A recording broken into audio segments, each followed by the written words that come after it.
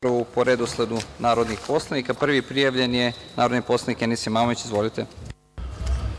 Hvala, gospodine predsjedniče. Poštovani predsjedniče, uvaženi ministri, kandidati za ministre, dame i gospodo narodni poslanici, mi ovih dana maltene biramo novu Vladu. Pred nama se nalazite svi vi sa kojima mi, narodni poslanici, treba da radimo u narednom periodu. Mi, poslanici SDA Sandžaka, želimo da verujemo da ćete vi imati snage i sluha za rešavanje problema koji muče naše građane, a koje mi ovde predstavljamo. Kao predstavnici Bošnjaka u ovom parlamentu nekoliko puta smo postavljali poslanička pitanja na koja nismo dobili odgovore. Naša pitanja tiču se ozbiljno narušene lične imovinske sigurnosti Bošnjaka u Sandžaku, pa čak i njihovih legitimnih predstavnika.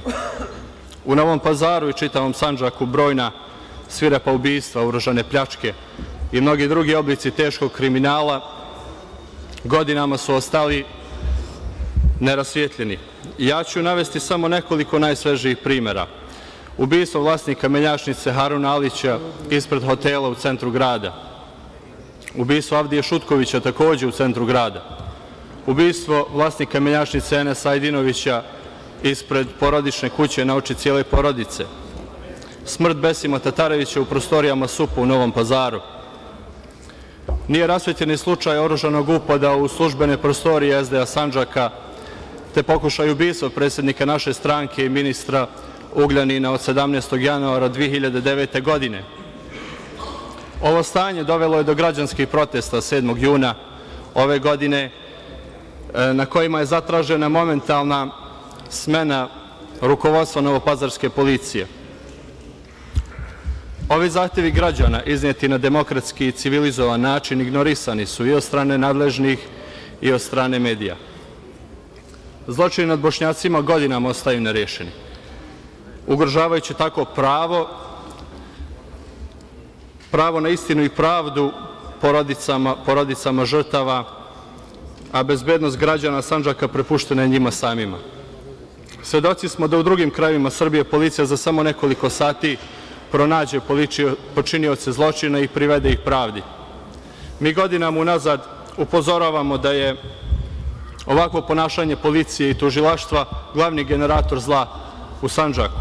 S druge strane, policija, tužilaštvo i sudstvo koordiniranim akcijama izvode Bošnjake pred sud i izriču presude samo zato ako kod sebe ne nose ličnu kartu. Brutalnim akcijama se hapse nevini mladići, njih ispituju batinaši, utvrde nevinost, puste ih na slobodu i nikom ništa. Ovako nešto se zove selektivna primjena zakona.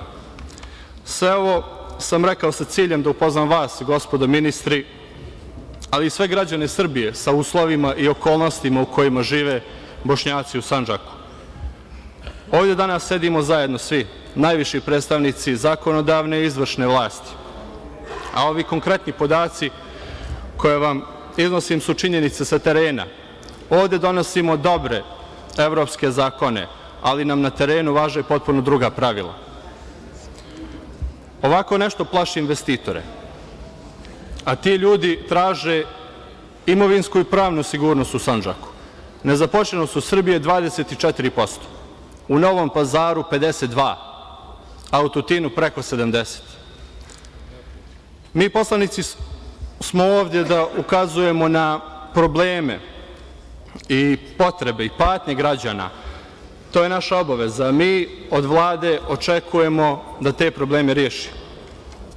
Naše učešće u parlamentu i Vladi je zadnji tračak nade Bošnjacima da svoje probleme u Srbiji mogu da reše u okvirima institucija sistema. Ja zato pozivam Vladu Republike Srbije da planira budžetska sredstva za otvaranje novih radnih mesta u Sandžaku i da time ohrabri druge investitore da ulažu u Sandžak. Mi ćemo podržati ovu rekonstrukciju Vlade i želimo vam puno sreće i uspeha u radu. Hvala. Gospodin Vučić, izvolite. Poštovani gospodine Imamoviću, u toku dana ću dobiti precizne podatke o radu tužilaštva, policije i o svemu drugom, te ću vam se naknadno još jedanput obratiti sa tačnim i preciznim podacima. Ne želim da verujem da sve što ste rekli je istinito, a ako ima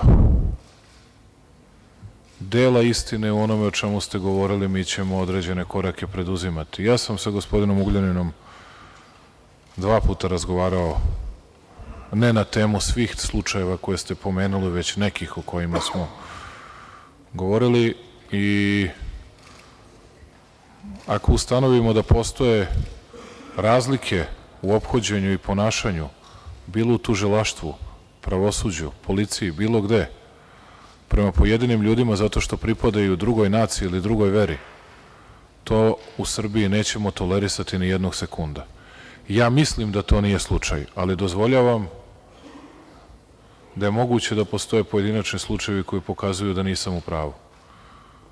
I mi smo spremni da o tome razgovaramo i da pronalazimo najbolje moguće rešenje. Za nas to nije tabu tema.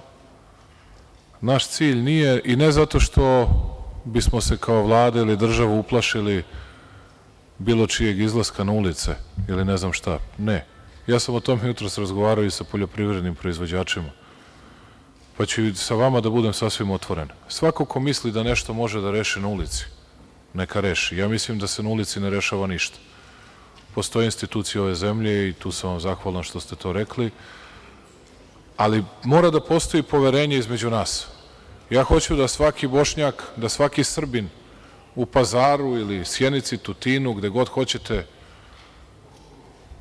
Prijepolju, Priboju, bilo kojem mestu, dakle, Beogradu, da na jednak način doživljava ovu vladu i da zna da su vlade svi ljudi isti.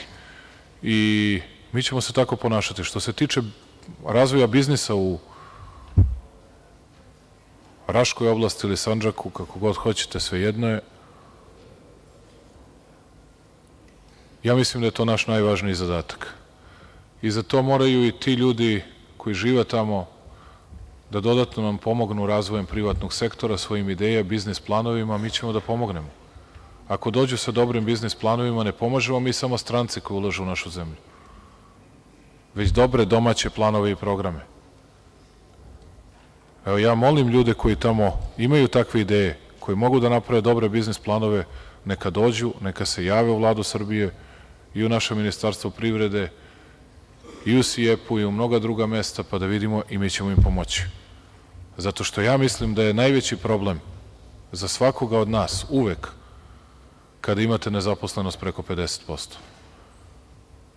Jer kad niko ništa ne radi, naravno, i kad ne može da preživi, i kad ne može decu da prehrani, onda ćete imati povećanu opštu stopu kriminaliteta i sve drugo. Dakle, ja vas molim za razumevanje, podizanje tenzija na bilo koji način, na nacionalnoj, verskoj ili bilo kojoj drugoj osnovi nikome ne donosi nikakvo dobro, a mi smo spremni da čujemo svaku vrstu kritike i da rešavamo stvari po tom pitanju. I ja mislim da ćete neke rezultate po tom pitanju već videti u narednom periodu, a nadam se, negde se nadam, da sve ono što ste govorili je u najmanju ruku pomalo preterano, a ako nije, utoliko će pred nama biti više posla i zadataka. Hvala vam najlepše. Replika, gospodine Mamović. Poštovani gospodine Vučiću, meni je drago što ste pozitivno odgovorili na pojedine delove moje diskusije. One podatke koje sam izneo su samo dio podataka koji su sa terena. Ja, naravno, posjedujem još mnogo drugih slučajeva koje ovde nisam hteo da iznosim i koje nisam iznio, koje su takođe slični ovima, a datiraju mnogo dublje u prošlost. I bit ću vrlo raspoložen da sa vama o tome razgovaram i da te podatke podijelimo. Ja ovde sam govorio o suštini, izbegavao sam formu i hteo sam upravo da upozorim na činjenice koje nas očekuju na terenu i koje naši građani traže od nas da mi promijenimo. Mi smo uostalom svi ovde položili jednu te istu zakletvu.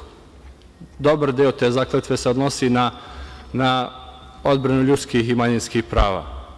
I ja tu svoju zakletvu imam dvostruku odgovornost kao predstavnik bošnjačke nacionalne manjine u ovom parlamentu. Ja ću na najbolji mogući način, na konstruktivan način pomagati Vladi koju podržavam da nađe rešenja za ove stvari koje tište građane, koji su mene ovde poslali da ja njihove interese štitim i da rešavam njihove probleme. A od vas tražim da mi u tome pomognete. Hvala.